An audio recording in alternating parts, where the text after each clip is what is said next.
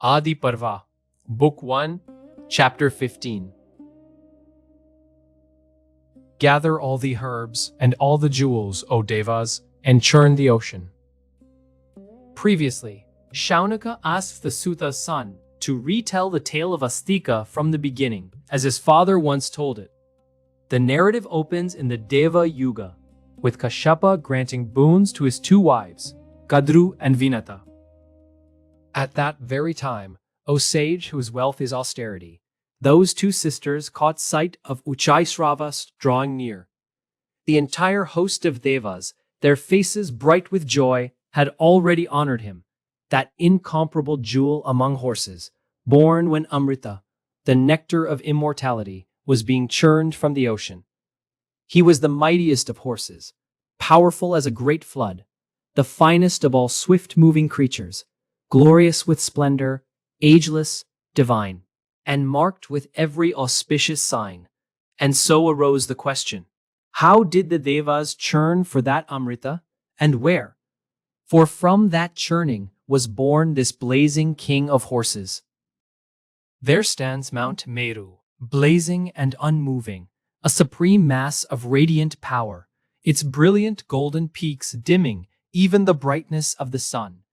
Wondrous and adorned with gold, attended by devas and gandharvas, it is immeasurable and unapproachable by those whose lives are steeped in adharma. Terrible serpents roam its slopes. Divine herbs glow across its face.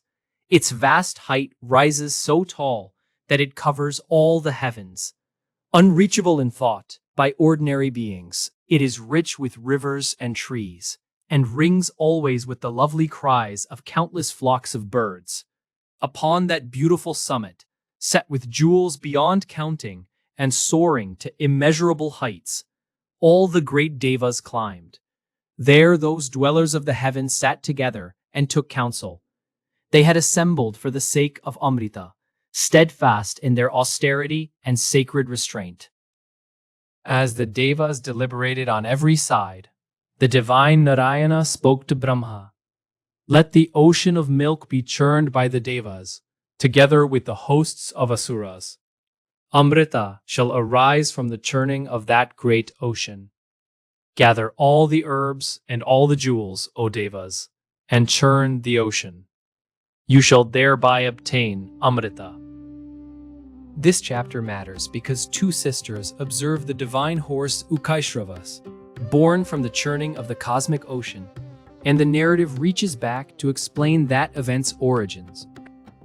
In the next chapter, the churning of the great ocean, Mount Mandara is uprooted by Ananta at Vishnu and Brahma's command, and carried to the ocean, where devas and asuras together churn the waters using Vasuki as a rope, and the turtle Akupara as a foundation.